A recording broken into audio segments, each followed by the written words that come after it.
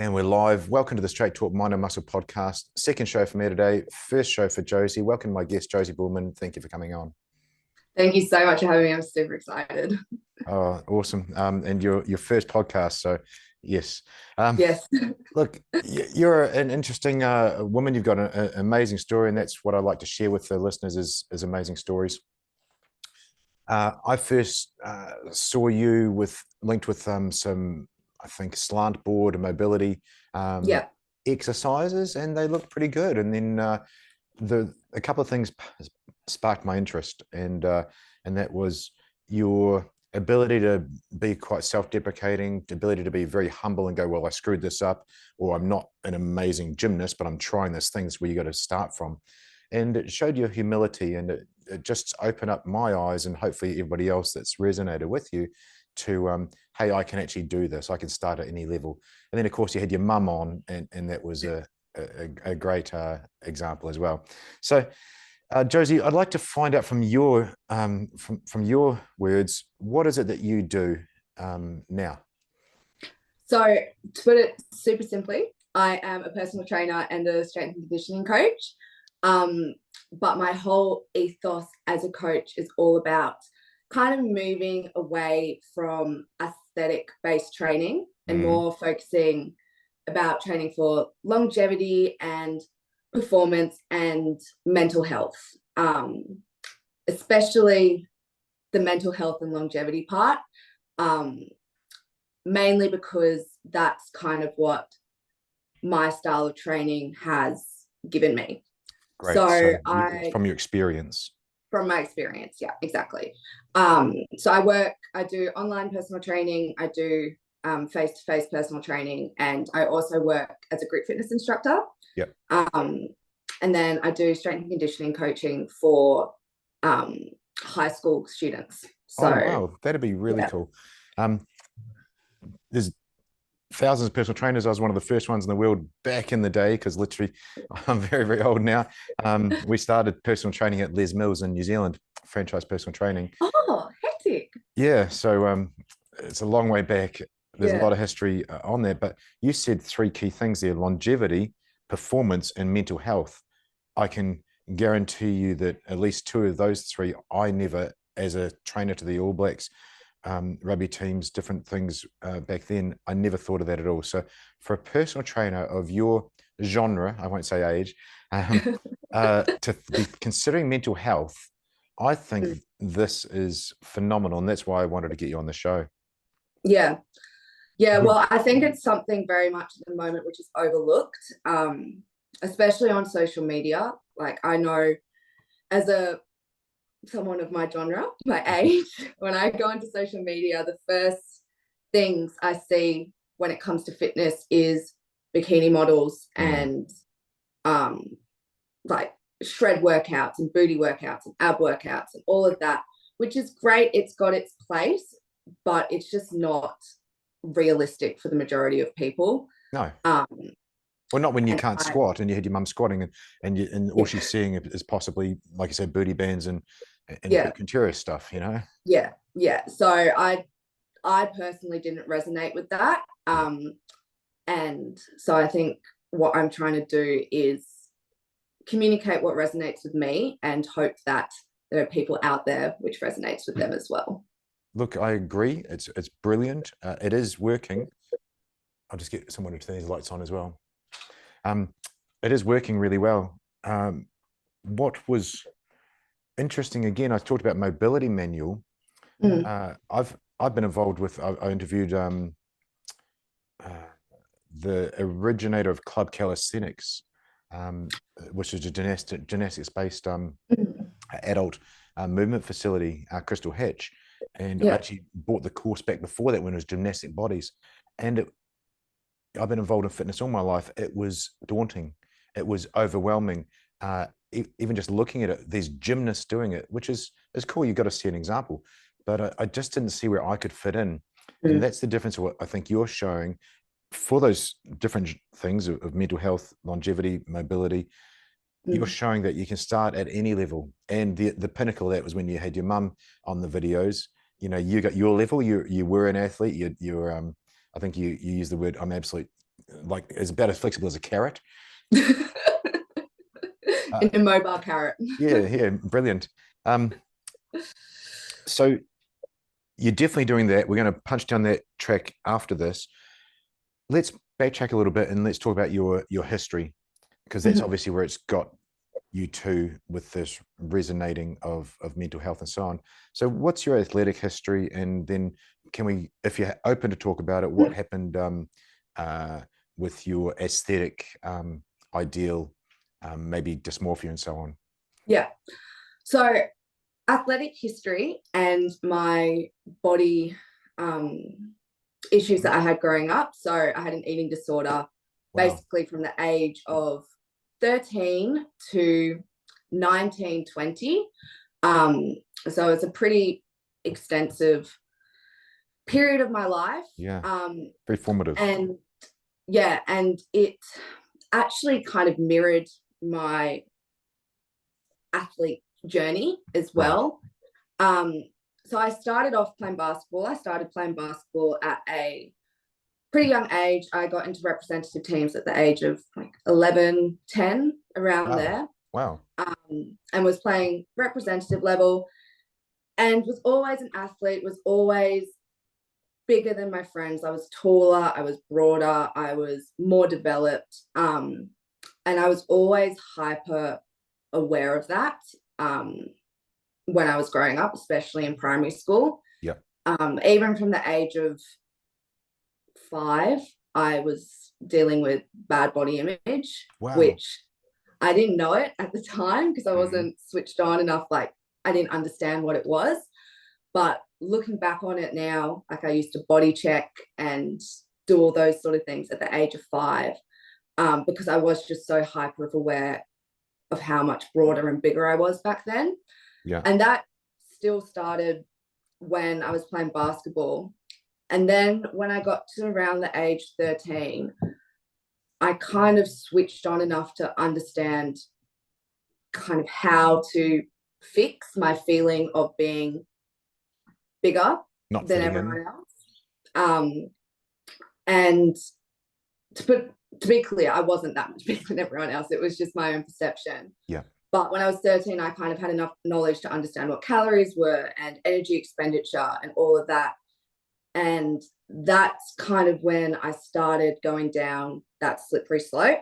Yeah. So when I was 13, I lost a lot of weight. I started Wow. running every day. I used to run over 50 kilometers a week, Wow. and did that every week for many years.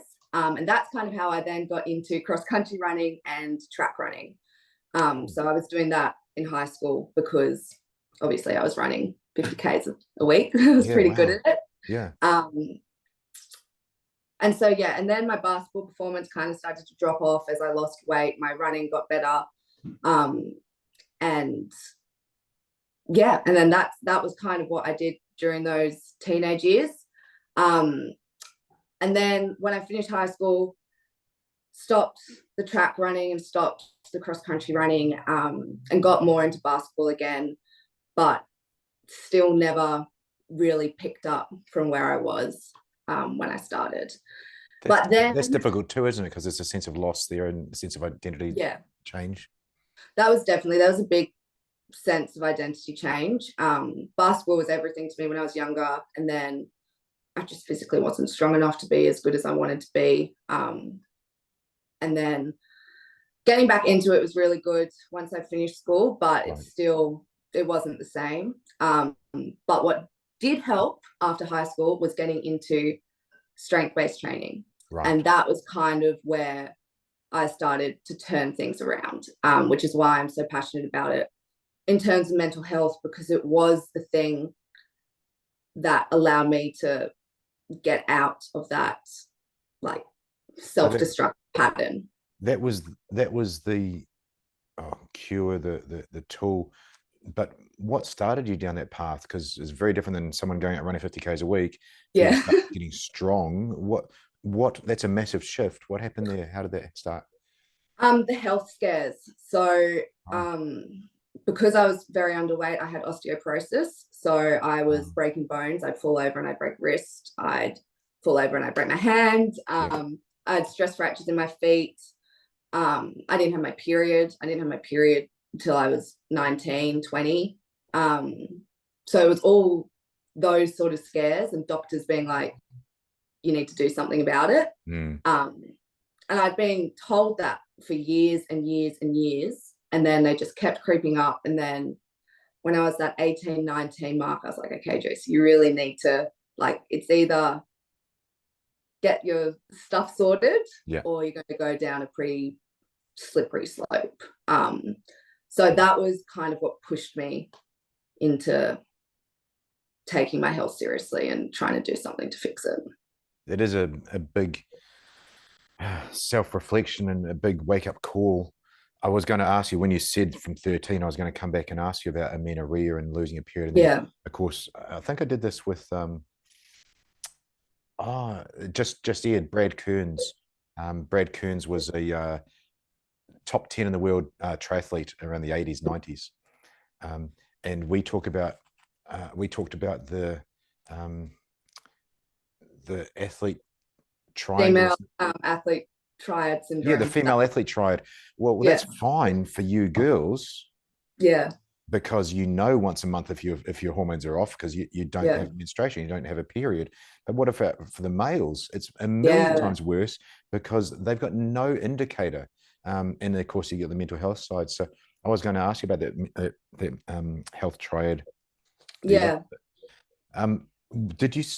It's only out of interest. Did you see any hormonal um, deficiencies for yourself trying to grow through 13 to 18, apart from just the bones and amenorrhea? Um, Not so much hormonal, but my bloods were whacked. I Wow. had pretty much zero white blood cells. My white Wow. blood cell count was not there. Low iron, low hemoglobin, and yeah, just fatigued. If I got sick, I got really sick, and I Yep. stayed sick. Um, So not yeah, really the picture of health. no, I was far from the picture of health. I was not a healthy, despite trying to be. Yep. Ironically, like that's what I was trying to be. I was trying to be Yeah. the fittest, healthiest, fastest person out there. Um, but ironically, I was as fragile and meek as they come. It's great to see it be able to be changed. Yours was through your insufficient nutrition to put it Mm, mildly. I mm, remember hearing Sean Stevenson's story. He's a sleep coach in America, but he was a track athlete mm, then, young protege like you with the basketball. But at mm. 14, I think he lived with his grandma, and all he ate was burgers. I think all he ate was fast food. Yeah, Um, and at 14, he's running a 400-meter around the track, and he snaps the front of his pelvis off where his hip flexor attaches. He was so osteoporotic. I mean, again through yeah, poor nutrition. But what I'm loving, and we're going to now push on to um, the success side, is I'm sure I don't know because I haven't spoken to you about this before, but I'm sure you've reversed that with yeah. good nutrition, good movement, all those things that we need. So, how are you doing now? Really well, really, really well. Like you said, I have reversed it. I was lucky enough that I decided to make change when I did. Yeah, I was still young enough where my body is resilient enough to bounce back from a lot of the damage that I did. Um, so yeah, I am doing a lot better. My bloods are completely normal. Menstruating regularly, bones are super healthy. I'm a lot less injury prone than I was. So yeah, it's all going super, super well. brilliant, brilliant. It's amazing what nutrition can do. I just made me think back to my first ever podcast, which was Mm, with Jason and Mira Kelton. Mira was an LA writer, I think, in some of the fancy magazines that you probably don't resonate too well with. Long story short, mid-30s, and she's eating, spinach and salads and things. And she got diagnosed, I think, at the age of 35 or 37 with a bone density of a 67-year-old yeah, woman. Um, yeah, and it's yeah. it's super, super common. I see it from my mum, Right. her generation, because my mum's got osteoporosis, Yeah.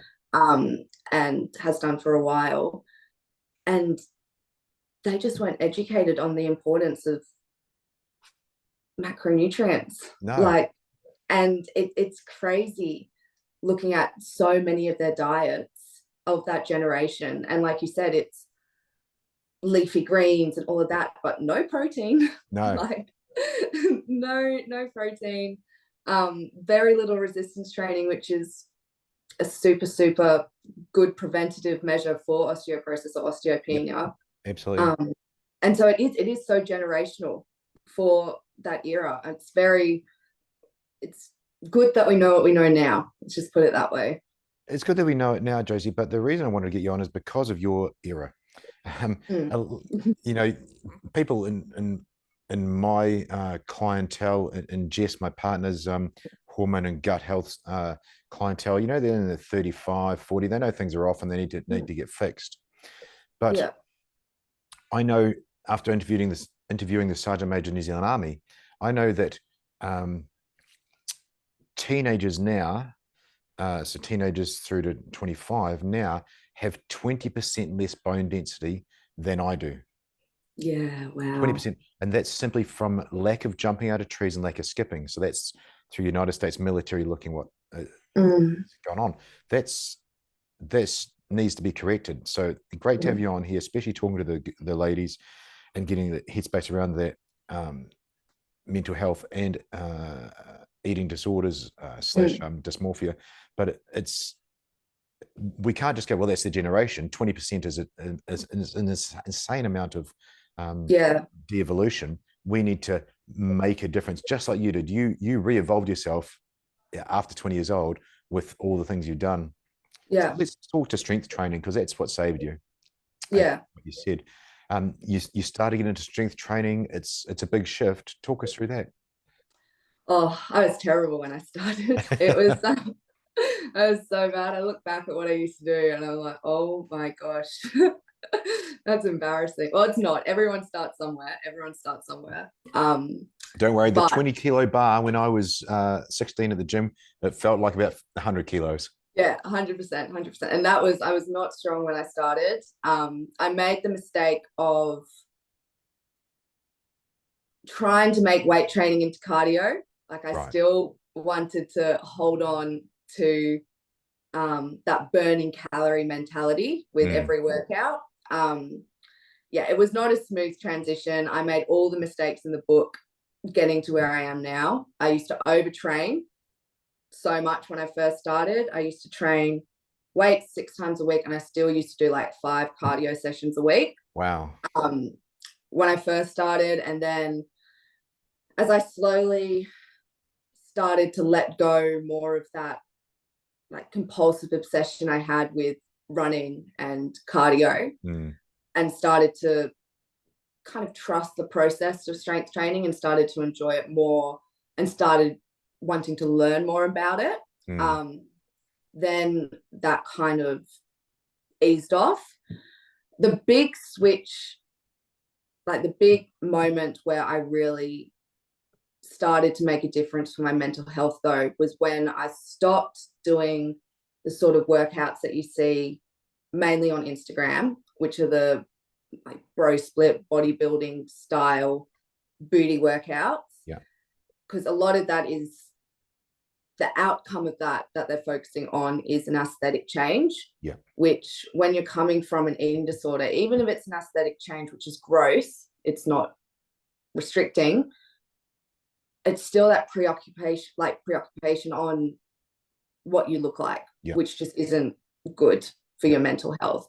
So the biggest change in my journey was when I decided, hey, I'm not going to focus on building a booty or doing all of that. I'm going to Mm. focus on lifting some heavy stuff, and I'm going to focus on moving things well.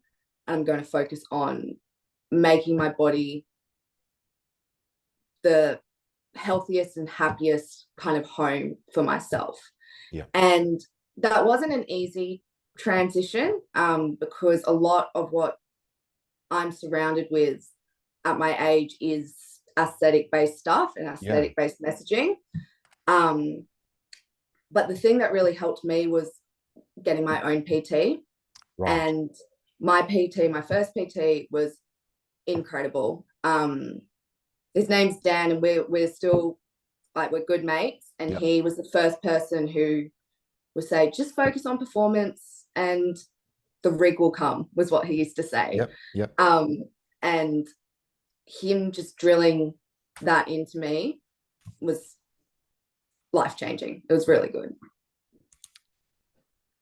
That's it is a hard shift, and that's what I'm trying to sort of tease out of you. Yeah. What did, so personal trainer, strength training, did you seek any psychological assistance, any psychological tools?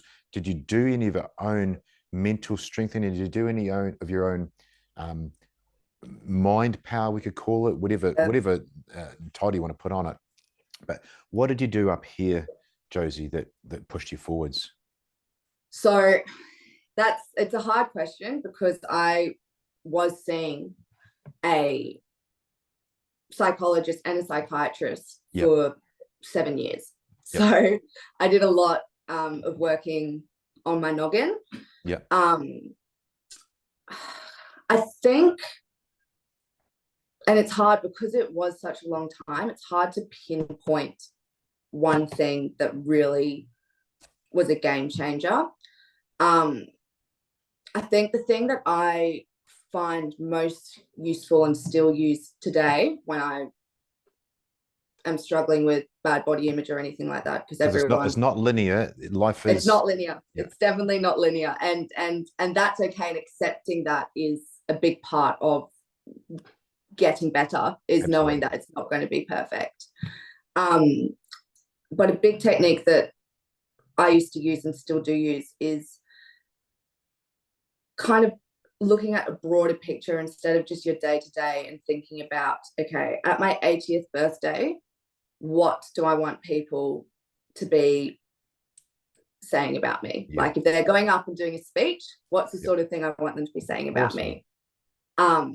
Is it, she was such a fast runner, she had ripped abs, you know, she hit her macros every day? Or is it, she was super caring, she was always there for me, she had a massive smile on her face, like that sort of stuff. And it kind of put in perspective, okay, well, are the decisions I'm making today reflective of that person I want people to know me as when I'm 80? Or are they just fueling this like self-destructive cycle that I'm in? So that was a big technique that I still use to this day. Another one was like just depowering thoughts. A lot, when you're younger especially, you seem to just believe everything that your mind says, and learning that thoughts are just thoughts. Thoughts are just thoughts, are just the things. They're just things. They're just ridiculous things. You can think the most abstract stuff, it doesn't mean it's real. Yet when it comes to thoughts about our body or ourselves, we seem to attach so much like reality to them. And so that was another big one for me, just coming to terms with the fact that thoughts are just thoughts. They come and go. Observe them, acknowledge them. Beautiful. But that doesn't mean you need to act on them. Exactly. Yeah. So those are probably two big ones that I still use a lot today. They are big hitters.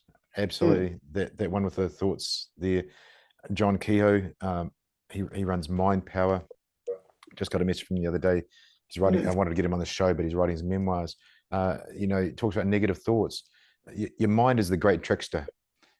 You're in charge of every thought, but you can, and you only think one thought at a time, but it's so quick. It's bang, bang, bang. And you can go, oh, I'm thinking I'm fat today. And you just go, oh, okay, that is a negative thought. I'm labeling that thing there, and I'm going to either do the absolute opposite of it, or I'm going to just delete it. But weeding that garden is super important, isn't it, Josie? Yeah. Oh, it's so important. And it's something that takes practice. Yes. And it's something that you'll feel kind of silly doing it at first. Like Yep. you feel like you're lying to yourself by Yep. doing it at first. Um, but once you get used to it, it's something I use every day, without a doubt, because you have so many thoughts every day. Not all of them are going to be the most glorious thing in the world, or not all of them are going to be helpful in pushing you down the path that you want to go down. And so it becomes a super important skill, in my opinion, to master, because it makes every day that little bit more friendly up in that head for I, you. I think it's a superpower if you can master having constructive thoughts to Mm. for you construct towards that goal at 80 years old and so on, Mm. and push towards that. Then you're in control. You're not reactive, you're actually creating your future. So Yeah. you're with what you're doing with clients now, focusing on longevity, performance, and mental health. How Mm. do you do that with clients? So it's so personal on the client, because every Yes, of client course. is different. Um, when clients first come to personal trainers, 9 out of 10 of them are saying, I want to lose weight. Yep. And instead of being like, okay, awesome, this is what we're going to do, we're going to weigh, we're going to cut calories, blah, blah, blah, I ask them, why do you want to lose weight? Like, what is the reason why you're wanting to lose weight? Is it confidence? Is it, my knees are bad, I've been told Yep. by the doctor I need to, like XYZ? Yep. And then come down to the root cause of why they're feeling like they need to do that, and then addressing that root cause. Mm-hmm. So, for example, I've got a client who is a veteran, Yep. and he's got PTSD, and he came first to me being like, I want to look like Arnold, I want to lose a whole bunch of weight, I want to do XYZ. Yep. And I was like, that's great. He's 67, by the way. Oh wow, that's phenomenal. He's a bit older. And I'm A like, late starter. a late starter. And I'm like, that's awesome. Like, we can 100% help you with that if that's what you really want to achieve. But like, what is the motivation behind that? And for him, it was, oh, I want to help deal with my PTSD. Mm-hmm. And so our conversations in our sessions now are not about, that bodybuilding physique goal. It's checking in to see how all of that's going, and whether the training is helping with that, and whether he feels like everything's moving along the way that he wants to. And it's not so much about that weight loss goal, even though that is kind of a part of what we're trying to achieve, but the main focus is about helping with his PTSD. Mental health. So yeah, the mental health. Yep. I was talking to, I think, SA, Australian SAS veteran on Monday, and he's a PhD student, so it was quite a dry interview. Yeah. but interesting. In movement, nutrition, and sleep was three key things. Sleep, and then I threw in, well, biology creates psychology, and that's people like Christian Thibodeau and a bunch of other people I had on the show. If you are sleep deprived from the night before, your brain doesn't function properly. I mean, get the keyboard there, pour a glass of water over it. It's not going to work so good, Yeah. And it creates a psychology. So sleep, movement, and nutrition, you're providing that movement.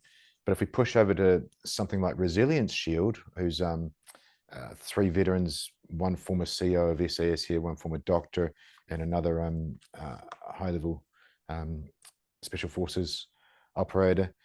The Resilience Shield, you need the layers of things. So you need the social layer, which he's getting his exercise layer, which is getting there, and it builds up that shield around him. Or another analogy is you can empty that cup out a little bit. But that's brilliant that he saw that need to get ripped and shredded, whatever he's got to do. But really nice that you also addressed it's not just about that, and you are yet getting that social layer as well as the exercise in one go, because that's really integral.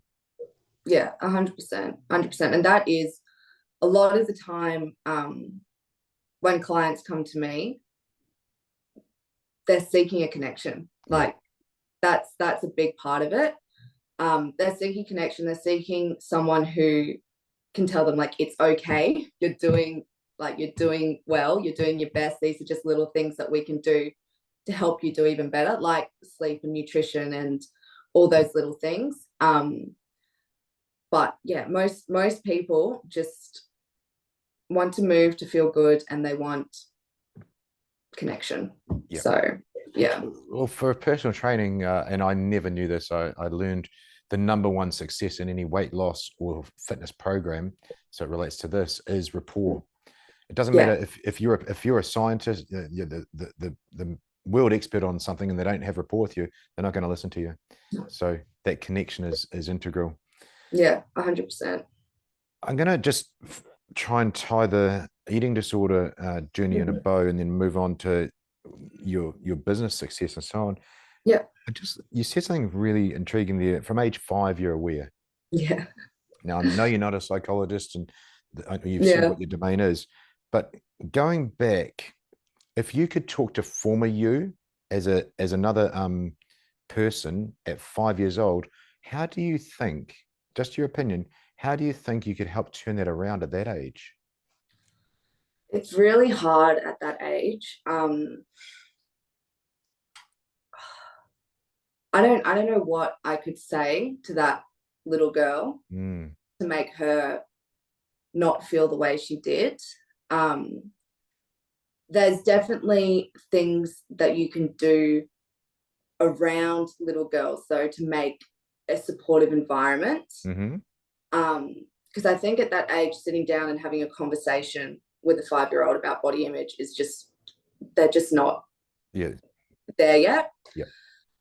But how adults talk about food, how adults talk about exercise and talk about their own bodies is so important around little kids.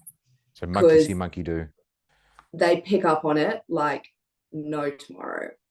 Like I have got so many vivid memories of certain adults in my life, teachers, parents, friends, making comments about, oh, like I went to the gym today, I can have some chocolate cake, which doesn't seem, and so that sinks into the 5-year-old's brain, doesn't it? Yeah, which doesn't seem that like a dramatic thing to say. But for me, as a 5-year-old absorbing everything, to me, I'm like, okay, you only get chocolate cake if you go to the gym. Yeah. Or that's amazing. It's amazing. Like it's and yeah, and things like noticing adults saying no to certain foods because of like, oh no, I can't have that. I'm too fat, sort of thing. Like that sort of talk. Yeah, exactly. I'm on a diet. Yeah, I'm on a diet. I picked up on all of that from a very, very young age. So and it's so hard to eliminate that completely from someone's environment. It wasn't like I grew up being told by my parents that I'm fat. Like my parents were not like that. I grew up in a very, very supportive household. But just society and diet culture. And you created the narrative further and further. I just absorbed all of it, and it was all building. And then when I got to the age where I understood how to use that information, that's when my eating disorder developed. Yeah, of course, because you were training for it, essentially, mentally training, and then you could have the tools. Yeah. So it wasn't like, there's a reason why eating disorders are so complex, and there's a reason why they're so hard to pinpoint and explain, and why they're so unique is because it's not just like, people see it often as a diet gone wrong, or or they're just gone a bit too extreme, but it's not just that. It's years and years of like comments or just being exposed to certain things, and it all builds up and then it unfolds. Wow, that's Yeah. phenomenal. Gosh. Yeah. Well, let's and such good tools you've put there, because you've, like any problem, you have a solution. If you that sort of person, you've come up with those solutions there, Mm. and you're in a good place, which is excellent. But you're a role model. You're role modeling on your social media, Mm. and it's working. Now you've had success with slant board. You had success with mobility manual. Talk us Yeah. through that, and talk us through what's in store for you business wise, and also, if you could, we'll see how we go. I might touch on how you actually started that journey, because other people will be looking at you going, hey, I want to do what she's doing.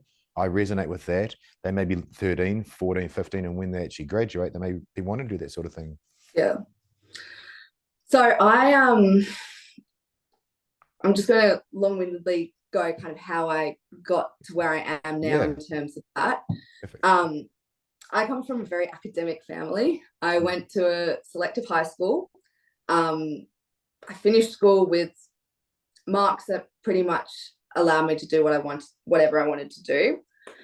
And there was certain pressure on me from people and also from myself, to do something proper. So I spent quite a few years stuffing around trying to find my feet. I studied advanced science for a bit. I then studied physiotherapy for a bit. And I did sports and exercise management. And the whole time whilst I was doing that, I was like, I just really want to be a personal trainer. That's what I want to do. But I just felt, my own head, I just felt like I was letting people down by Right. not going and doing other things. And then eventually I just said, sod it. I'm going to become a personal trainer. And basically, when I decided that I was going to go down that path, I learned how to use Instagram. I was not an Instagram person before. I kind of made my account into a fitness account, and I just started posting on Instagram my workouts, bits and pieces, and just trying to build not a name for myself, but trying to build a An presence audience. that, okay, Josie's a personal trainer, Yeah. basically. Um, and so I just started doing that. And then I did that in my final year of uni and grew that on the side. And then I started working in a commercial gym in Brookvale called Premier Health and Fitness. And yeah, I started working there. Actually, sorry, before that, in lockdown, I started doing the mobility manual and using the slant board Right. whilst I was in lockdown. Yeah, a lot of And mail orders went through in those years. yeah, a lot of mail orders. And I started posting on Instagram, me using the slant board and doing the mobility manual. So through posting on there was kind of how I got to work with Slant Board Guy. Yeah. And how I'm now working with mobility manual as well. So I was very, very fortunate. Slant Board Guy actually reached out to me and was like, I love what you do. We'd love for you to come on board and work for us. And I was over the moon. I was like, Of course. the best thing ever. And so I started working for him first and was doing kind of brand repping in Sydney for him, and making some social media content. And then I was fortunate enough to go on a US tour with him Wow. a couple of months ago, which was awesome. And then just before I went on the US tour, I also got asked to become an ambassador for the mobility manual from Sonny Webster. Yeah. So again, it was just social media how I got those two gigs, which was awesome. And being genuine on your social media. Yeah. Yeah, How I absolutely. got there. And that's why you're here, Yeah. literally for that reason. That's phenomenal. Yeah. And what's your long-term goal here? I saw a couple of weeks ago you've launched a members only part. It literally came up on Instagram. Hey, you can sign up to Josie's Yeah. next steps. What's the next stages for you? So I've got my thumbs and a couple of pies at the moment. I'm still trying to, I feel like you're always still trying to figure out the end goal.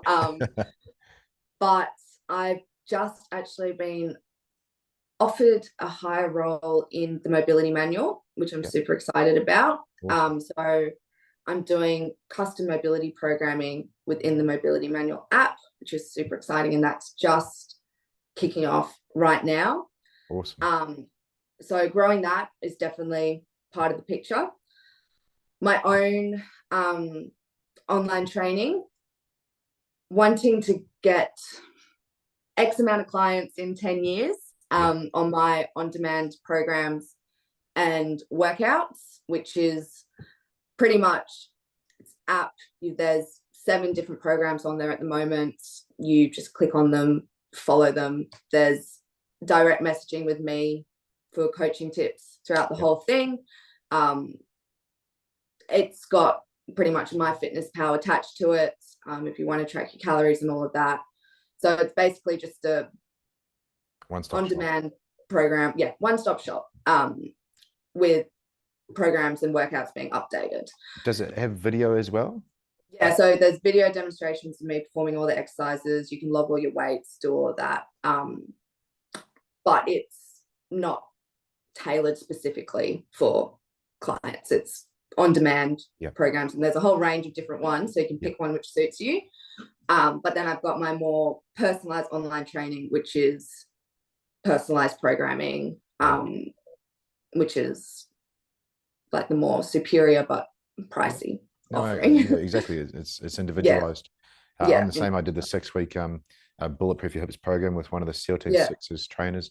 Great thing, very generic, but just happened to work really well for me. yeah. But that's the thing. Like, there's in the industry at the moment, there's so many different personal trainers Mm, offering things.